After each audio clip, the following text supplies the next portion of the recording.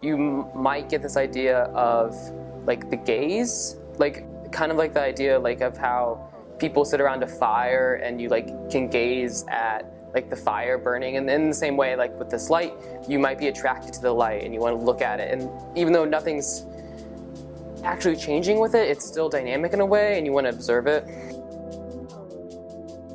Hi, I'm Reynolds. I'm a BFA at Ohio State, specializing in art and technology. So the work that I'm showing is titled An Experiment in Light, Space, and Material. And the title kind of actually explains what it's actually about.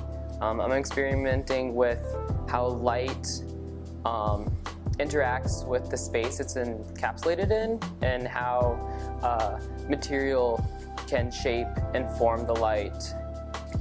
I've been working on it for the entire semester, but the idea of like working with space and our perception of space, that's been an idea that I've been working on essentially during my entire career here.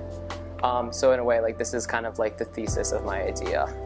For my process, I'm art and technology, but I feel like I'm more sculptural, and I just use rapid prototyping and art and tech kind of like fabrication tools, digital tools, in order to make my work in a way.